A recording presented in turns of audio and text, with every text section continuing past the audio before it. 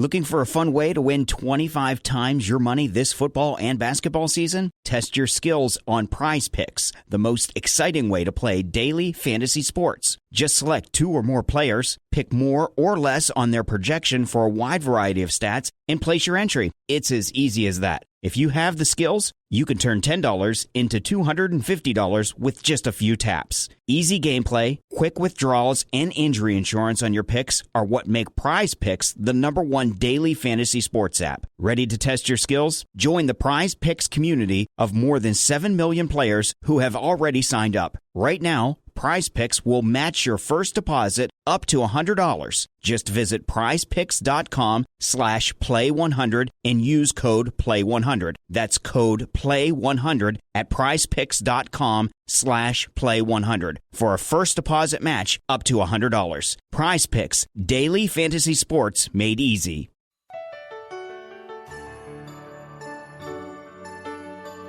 Welcome to the Augusta Golf Show podcast. Now, here's John Patrick. Alan Shipnuck's new book is Live and Let Die, Inside Story of the War Between the PGA Tour and LIV Golf. Alan is also a partner and executive editor at the Fire Pit Collective. It is a pleasure to welcome Alan Shipnuck back to the Augusta Golf Show. How are you, Alan? I'm happy to be here. Thanks for having me. Thank you for doing this. Early on, it looked to me like you sort of embedded yourself with LIV when it was first getting cranked up to cover it. When did it go from covering it to going, hey, there might be a book here? Well, it's really the first tournament in London in summer 2022. I hadn't even planned to cover it, but my Mickelson biography had just come out, and Phil was returning to public life after his exile at LIV London. I felt sort of compelled to be there, and no one knew what to expect. They had put LIV together on the fly. It was clearly they were kind of winging it. But when I got to the course, it was incredibly impressive infrastructure. Like the build out, it looked like the U.S. Open. The suites and just everything that went into it. It's like, wow, these are serious people. And then, of course, after Phil's first round, I was at his press conference, just standing there minding my own business. I got bounced out of there by a couple of security goons, and that became a whole thing. And I think to some fans, the LIV era sort of began with the excerpts from my Mickelson biography, because people had not been paying close attention to what was happening, I don't think.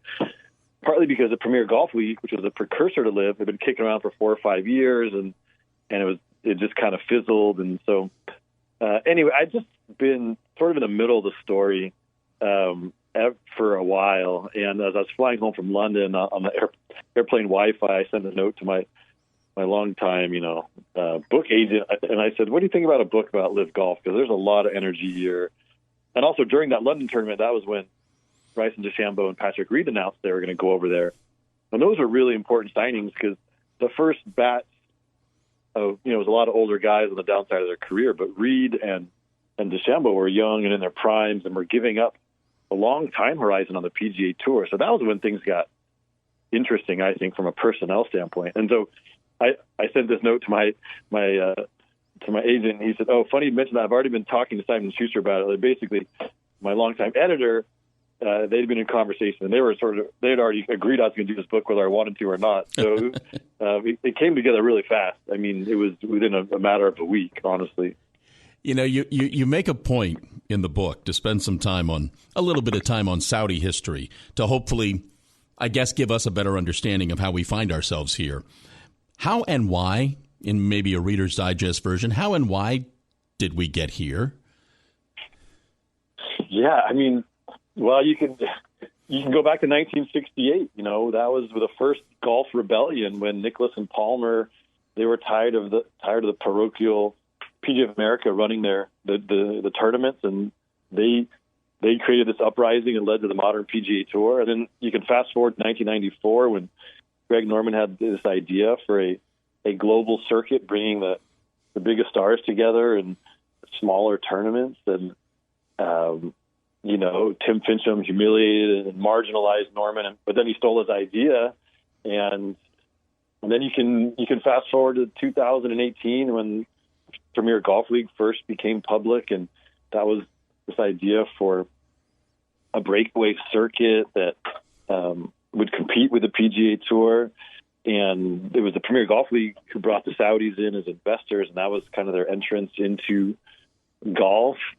So in some ways, this book, Live and Let Die, is like this biography of an idea of how the game has evolved and how it's snaked through the ecosystem. And so I bring all these things to life. And of course, there is a chapter about the history of Saudi Arabia. It might be a little too much for some readers, but it's also important to this moment because, you start with the discovery of oil in the 1930s, and then, the very fragile alliance that came about between the U.S. and Saudi Arabia.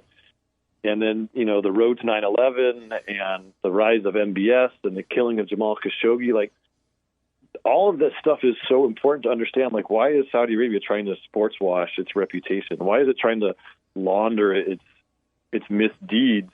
And how did they seize upon golf as a vehicle for that? So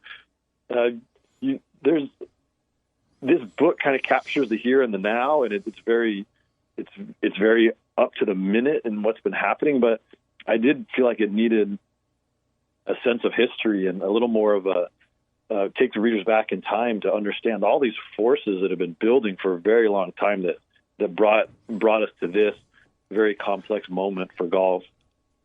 We're talking with Alan Shipnuck here on the Augusta Golf Show. I get a sense, Alan, and correct me if I'm wrong, that we have moved past where the money's coming from. And yet you go, as you mentioned, go into some of the details of the atrocities from the Saudis. Are we past where's the money coming from?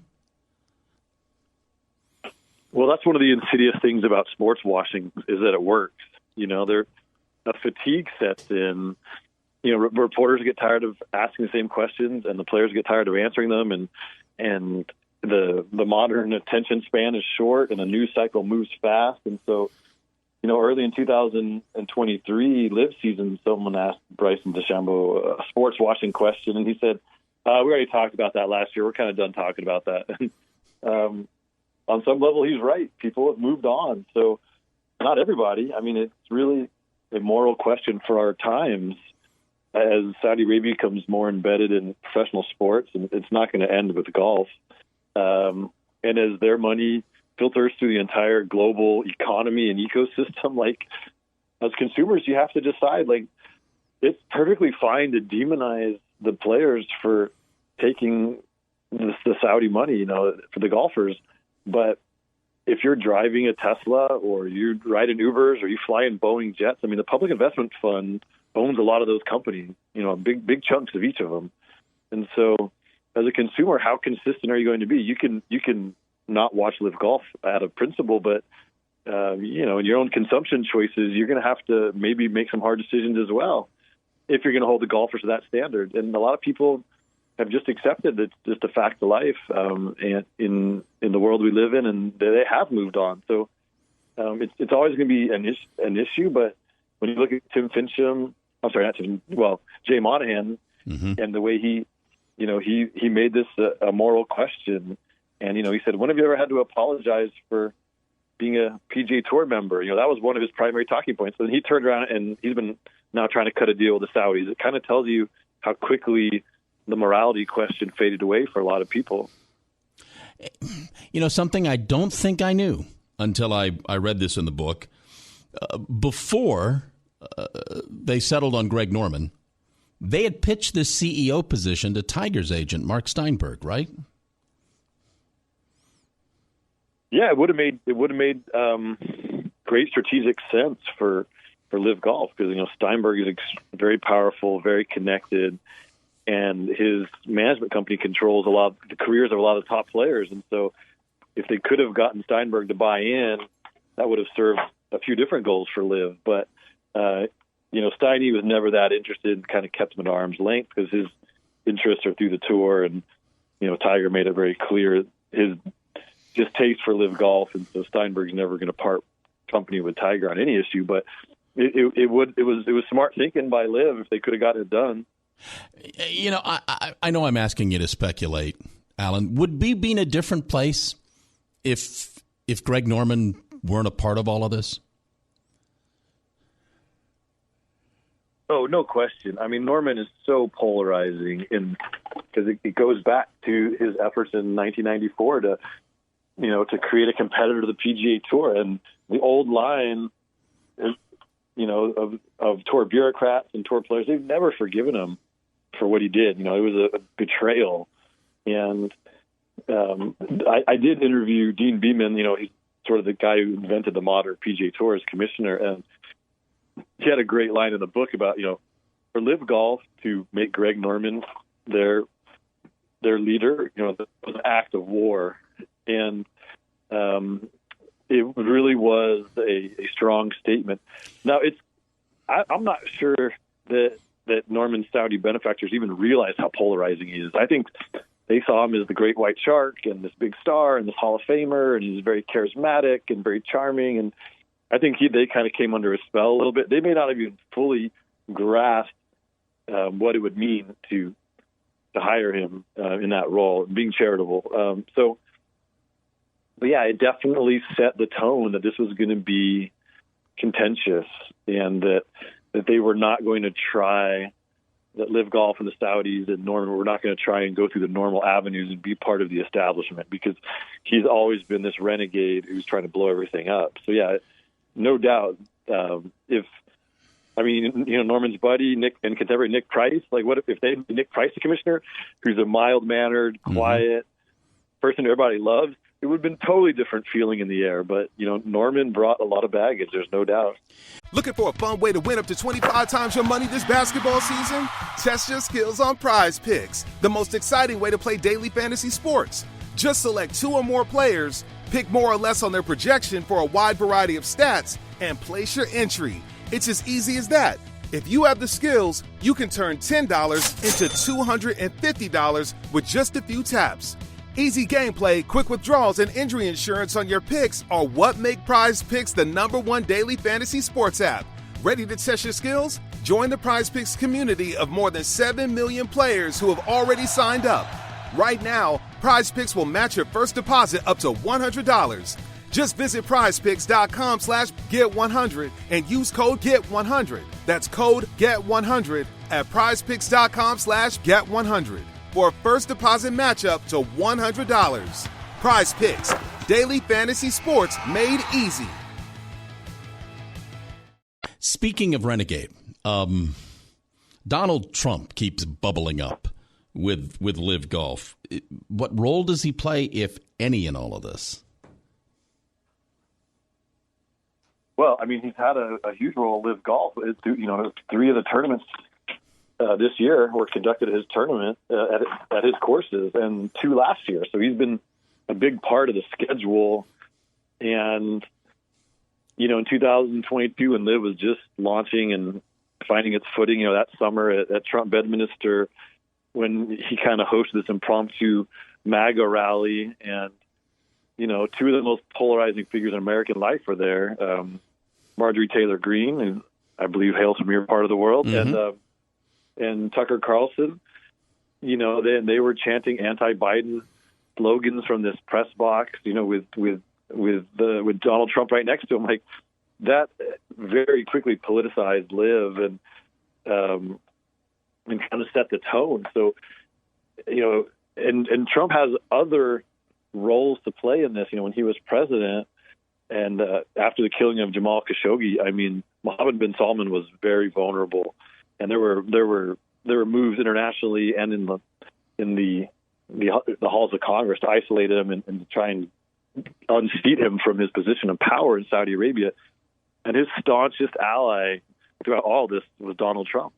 And for Trump as president to be such an advocate for MBS is what helped him maintain this iron grip on the throne. And Trump knew it. I mean, he told Bob Woodward, his biographer, I saved his ass in talking about MBS. Like, he knew the score. And so it's all part of this really complex geopolitical question, and Trump's in the middle of all of it. And even even it's kind of funny, but just tracing the history of breakaway leagues, because that's what LIV is. And I talked a little bit about the ABA and the NBA, but also the USFL and the NFL. And of course, Trump, I mean, he's just everywhere. He played a critical role in the demise of the USFL as the owner of the Washington Generals. And so I get into that history too, because it's just sort of germane for the challenges that these breakaway leagues face, but also when you bring Trump onto the scene, it can create some static. And he just keeps popping up in the story, and that's part of what made this such a fascinating tale. I mean, you have every important golfer of the last 30 years has been sucked into it. Starting with Phil and Tiger and Rory and Brooks and Bryson and Dustin, but it sucked Jack into it. Jack Nicklaus. I mean, then you have Trump, you have Mohammed bin Salman. Like, it's just an incredible amount of star power among the protagonists, and Rory McIlroy. I mean, everyone was touched by this story, and so to bring all of these characters to life, to all these subplots, all these complicated questions about this nexus of money and power and politics. It's really, I think, a once-in-a-lifetime story for a writer. We're talking with Alan Shipnuck here on the Augusta Golf Show. His book, Live and Let Die, is available. Let's talk about some players. What are your thoughts, Alan? Do you expect to see more players leaving the tour, going to LIV? Do you think Jon Rahm is in play? Yeah, I mean, Rahm, he's been a true statesman through all of this, and he's had a very measured tone, and he's among top players. He said, hey, we're all making a hell of a lot more money because of LIV Golf, and we should all thank them. He's had kind of a conciliatory tone, which has made people think he might be open to the possibility, but at the same time, he's been very clear that, he values his legacy, and he thinks his legacy is through the PGA Tour. And so at the same time, he has the same agent as Phil Mickelson, and him and Phil are close friends. So there's a lot of reasons to speculate.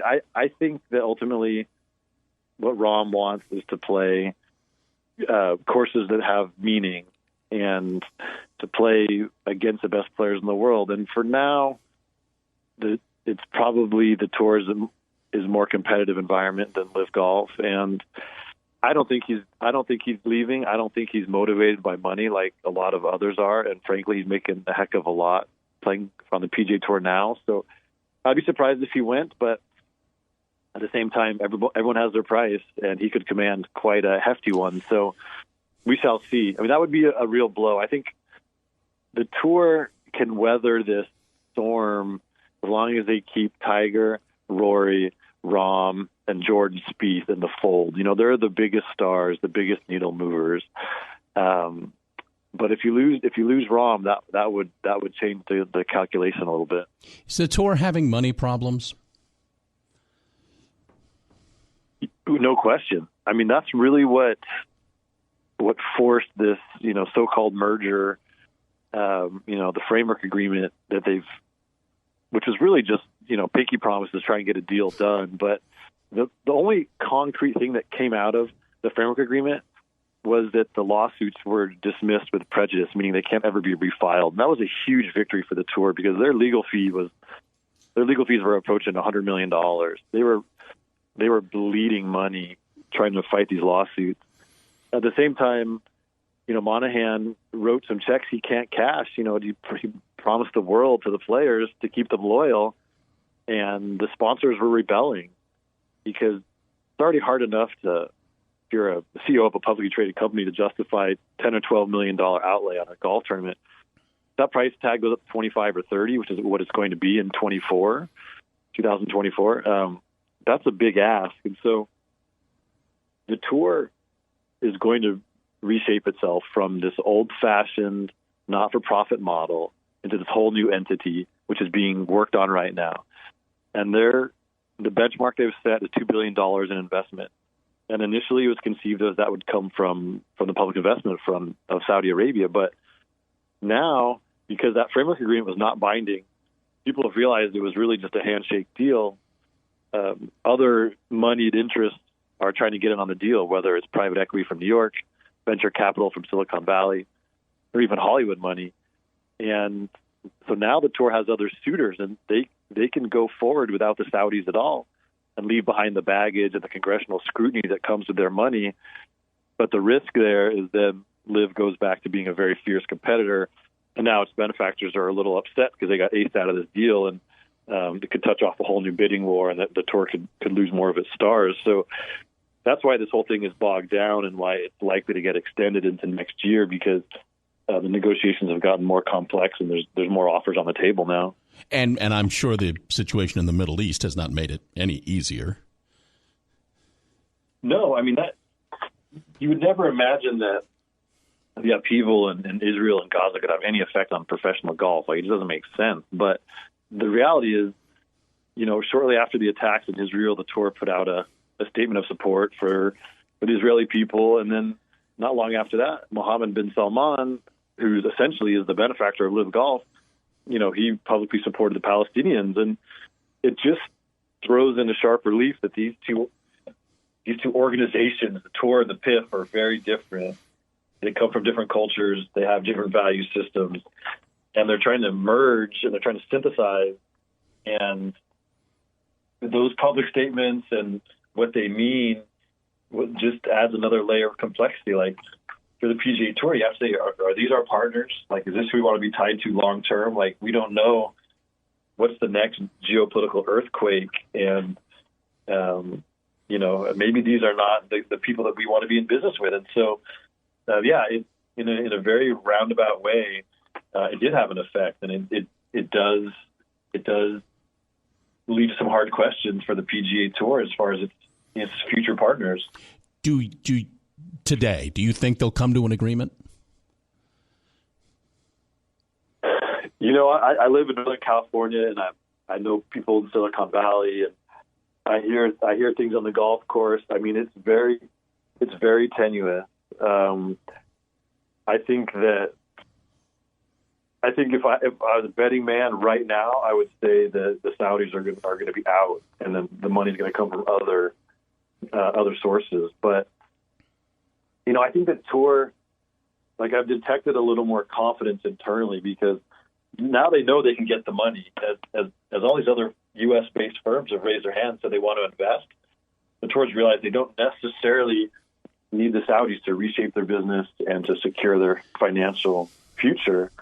So, and to some degree, like, LIV Golf has already taken its best shot, right? Like, the amount of energy and hype and noise, that's all kind of died down. And they did, that first burst of signings, the Dustin Johnsons, the Cam Smiths, the Brysons, the Reeds, like, those are big time players. But you look at who they got for 2023. I mean, their best player is Thomas Peters, who's really not a factor in the global game. And I think the tour feels like, you know what, we've weathered the storm, and we have access to money, and we can press forward without a very complicated relationship with the Saudis. So I would say it's 51% likely that they're going to consummate this deal without him.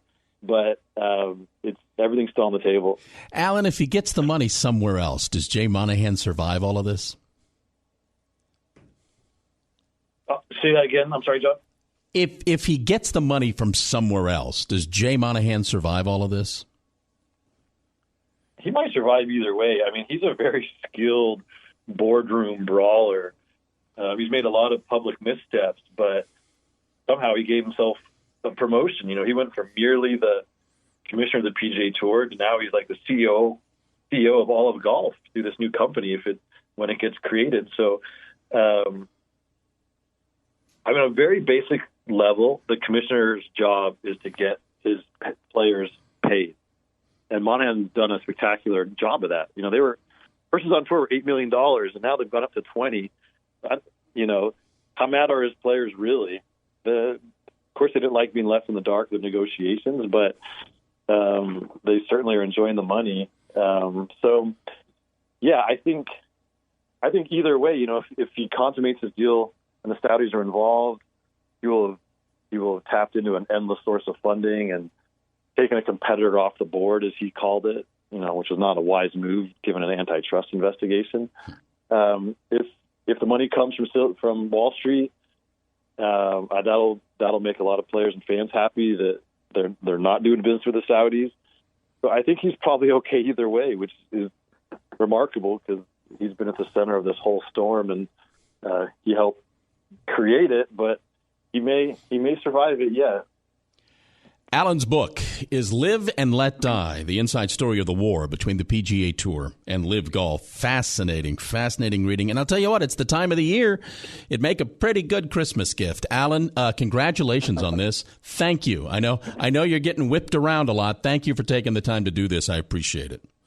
No, my pleasure. I always enjoy talking to you and the thoughtful questions. And I've been doing these interviews for a long time with you, John. So my pleasure. Thanks for having me.